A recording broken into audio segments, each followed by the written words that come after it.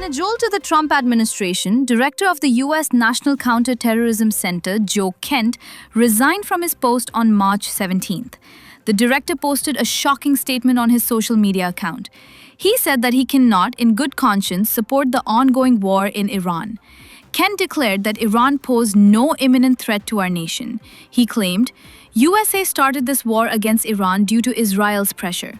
In his resignation letter, Kent addressed Trump on the agenda of Israel.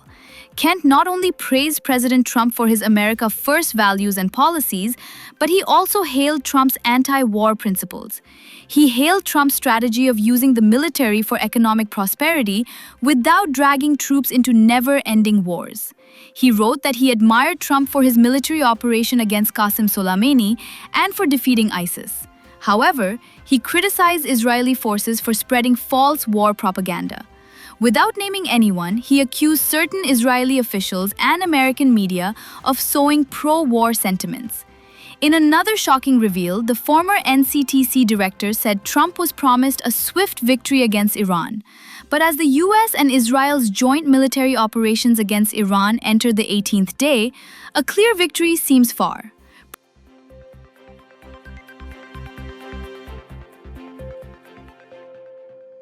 President Trump, during his recent press interaction, reacted to Director Kent's resignation. He called Joe Kent weak. Trump criticized his statement that Iran was not an imminent threat. Well, I read his statement. I always thought he was a nice guy, but I always thought he was weak on security, very weak on security. I didn't know him well, but I thought he seemed like a pretty nice guy. But when I read his statement, I realized that it's a good thing that he's out, because he said that Iran was not a threat. Iran was a threat. Every country realized what a threat Iran was. The question is whether or not they wanted to do something about it. And many people, many of the greatest military scholars are saying for years that president should have taken out Iran because they wanted a nuclear weapon. They were, if we didn't do the attack, or if, I'll go a step further, if I didn't terminate the Iran nuclear deal given to us, one of the worst deals ever made by Barack Hussein Obama. Remember? So they've been a threat for a long time, but they've really been a threat. If I didn't terminate Obama's horrible deal that he made, the Iran nuclear deal, you would have had a nuclear war 4 years ago. You would have had nuclear holocaust, and you would have had it again if we didn't bomb the site. So when somebody is working with us that says they didn't think Iran was a threat, we don't want those people.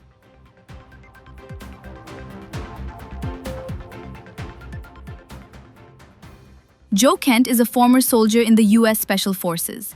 He completed 11 combat deployments in the U.S.-Iraq War.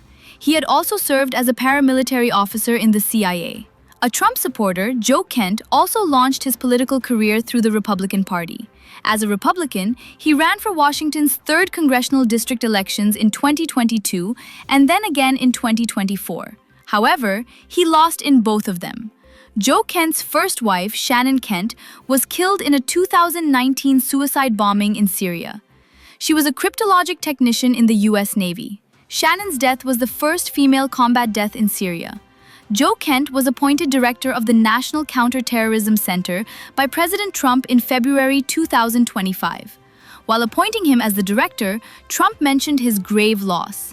Trump recognized his first wife Shannon's martyrdom. He said, "Perhaps Kent is the best person to understand and tackle terrorism." Kent's resignation sparks the controversial assumption that the U.S. is fighting Iran under Israel's pressure. The U.S. in the last 2 weeks of war has lost at least 13 military personnel, and more than 200 servicemen have been wounded. Even though President Trump had declared a virtual victory on Iran, the war continues with no near-term conclusion in sight.